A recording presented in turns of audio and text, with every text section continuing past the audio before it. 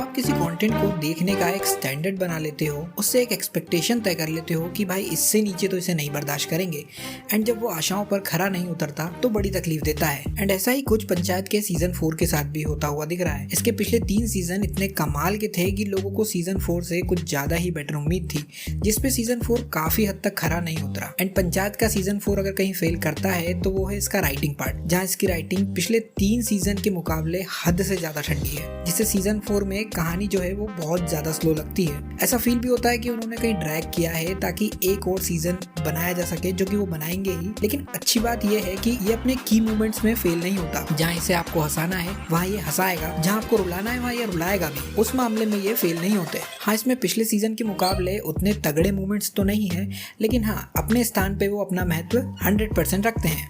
जिसमें से मुझे भाई इस सीजन में विनोद के कैरेक्टर की इमोशनल साइड जो दिखाई है इन्होंने, वो काफ़ी अच्छी लगी।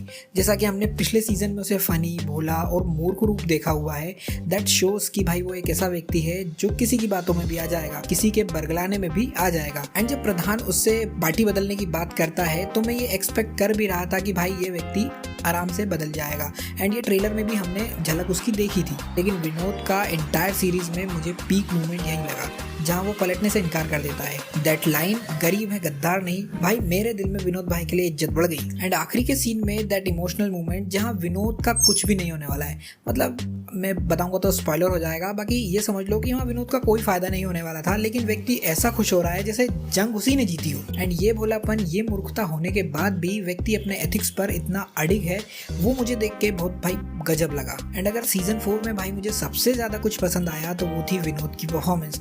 उससे भी ज्यादा वो ट्विस्ट जो उसने पार्टी बदलने से इनकार कर दिया। एंड दैट लाइन, गरीब है गद्दार नहीं, that was peak moment off season 4। बाकी सीरीज में प्रधान का भी एक सीन है भाई जो कि लास्ट में आता है, एंड मैं उसको समझा नहीं सकता वरना स्पॉइलर हो जाएगा। वो भी काफी अच्छा था, एकदम रॉ और हिट होता है। बाकी सीजन 4 में मुझे देखने के बाद कुछ समझ आया तो भाई वो ये है कि ये लोग सीजन 5 में इस पूरी सीरीज को कंक्लूड करते हुए एक अच्छा एंड देने की कोशिश में है। दैट्स व्हाई सीजन 4 में कहानी हमें काफी ठंडी लगी, क्योंकि इस सीजन का पूरा फोकस जो था वो चुनाव पर था। इवन उन्होंने रिंकी और सचिव की लव स्टोरी पर भी उतना फोकस नहीं किया, एवं ही सेटअप कर दिया और मुकाम दे दिया कि भाई हाँ they are in love with each other, and बस तुम मान लो कि हाँ भाई हो गया। प्रहलाद के कैरेक्टर से भी जितनी हंसी भाई सीजन 3 में निकली थी, जो कि उसका बैड फेस भी था। सीजन 2 के बाद उसका जो बेटा मर गया था, उसका कैरेक्टर ढीला ढीला ढीला नीचे ही आ रहा था, लेकिन सीजन 3 में हमें काफी अच्छे मोमेंट्स उससे देखने को मिले थे।